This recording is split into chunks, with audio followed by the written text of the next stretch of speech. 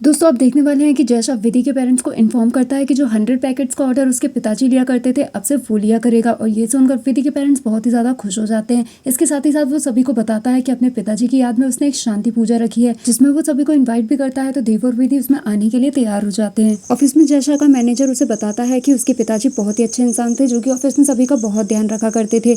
इसके साथ ही साथ उन्हें अपने बेटे पर बहुत ही ज्यादा गर्व भी था। इसके साथ ही साथ उसे सबसे ज्यादा खुशी इस बात की भी होती है कि विधि की वजह से अंतिम समय में आखिरकार बाप बेटों के बीच के मनमुटाव दूर हो गया। अब क्योंकि जैशा ने ये डिसाइड कर लिया होता है कि वो सब कुछ करेगा जो उसके पिताजी चाहते थे, तो इसलिए वो विधि का जॉब ऑफर एक्सटेंड कर देता है और उसको दोबारा से जॉब के लिए एक लेटर भेजता है। विधि उस लेटर को बहुत ही धीरे धीरे पढ़ रही होती है। तो यहाँ पर सत्यवती और देव उससे उस लेटर को जोर से पढ़ने के लिए कहते हैं क्योंकि उन्हें कुछ भी समझ में नहीं आता कि विधि इतनी टेंस्ड क्यों है। विधि जब उस लेटर को जोर से पढ़ती है तो सभी को पता चलता है कि विधि को जॉब के लिए ऑफर है। इसके साथ ही साथ उन्हें इस बात का भी पता चलता है कि इससे पहले भी जैशा विधि को ऑफर दे चुका है। तो यहाँ पर तो विधि सभी को बताएगी कि सभी लोग इतने ज्यादा टेंस थे कि उसने इस ऑफर के बारे में सोचा ही नहीं। अब देव तो विधि के इस जॉब ऑफर को लेकर बहुत ही ज्यादा एक्साइटेड होता है और देव की खुशी देखकर सत्यवती भी विधि के लिए काफी ज्यादा खुश होती हैं। तो यहाँ पर वो विधि को आशीर्वाद दे देती है कि वो अपनी जिंदगी की नई शुरुआत करे। विधि भगवान जी का आशीर्वाद लेने जाती है और यहाँ पर सत्यवती के हाव भाव देखकर देव समझ जाता है कि उनके लिए ये फैसला लेना कितना ज्यादा मुश्किल था और वो उन्हें इनकरेज करने की कोशिश करता है कि जिस तरीके से जिस बहादुरी से उन्होंने ये फैसला लिया है ये किसी के लिए भी आसान नहीं है।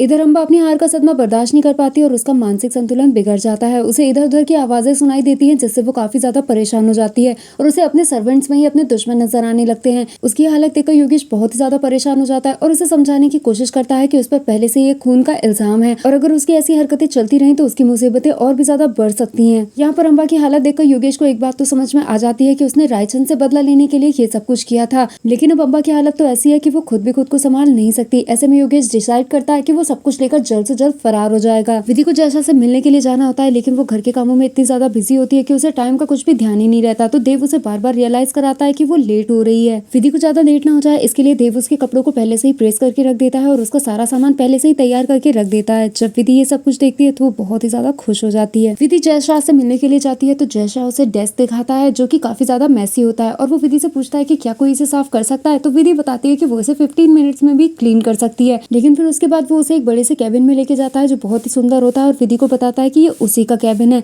लेकिन विधि उस कैबिन को लेने से मना कर देती है और वो कहती है कि मैं अपनी टीम के साथ ही रहना चाहती हूँ। जयशा विधि के इस डिसीजन से काफी ज्यादा इंप्रेस्ड हो जाता है और वो उससे उसकी सैलरी के बारे में पूछता है, लेकिन विधि कहती है कि वो अपने हस्बैंड से पूछकर ही इसके बारे में बता सकती है। लेकिन जयशा उससे कहता है कि अब वो एक इंडिपेंडेंट वुमेन है इसलिए अपने फैसले वो खुद ही ले सकती है। विधि उससे थोड़ा टाइम लेती है तो जयशा उसे 1-2 दिन का समय दे देता है। इधर विधि के पेरेंट्स विधि के घर आए हुए होते हैं और देव भी विधि को लेकर काफी ज्यादा अपसेट होता है और जैसे ही विधि वहाँ पर आती है तो वो उसे दरवाजे पर ही रोक लेता है और उससे कहता है कि वो सबसे पहले खुशखबरी सुनाए और उसके बाद ही उसे अंदर आने दिया जाएगा। तो इधर विधि सभी को अपनी जॉब की खुशखबरी भी देती है और इसके साथ अपनी पोजीशन भी बताती है। सभी लोग ये न्यूज सुनकर बहुत ही ज्यादा खुश होते हैं और यहाँ पर सत्यवती विधि को आशीर्वाद भी देती है और साथ ही साथ बताती है कि कल घर में गृह शांति पूजा भी है जो कि 9 बजे से शुरू होगी, तो उसे 9 बजे यहाँ पर तैयार हो जाना है। यहाँ पर विधि को याद आता है कि जयशा ने उसे स्ट्रिक्टली बताया था कि उसे 9 बजे ऑफिस पहुंच ही जाना है और ये सोचकर विधि काफी ज्यादा टेंस्ड हो जाती है और देव भी विधि के चेहरे के हाव भाव समझ जाता है। तो दोस्तों आज के एपिसोड में इतना ही। वीडियो अच्छा लगा तो एक लाइक जरूर दें। Thanks for watching.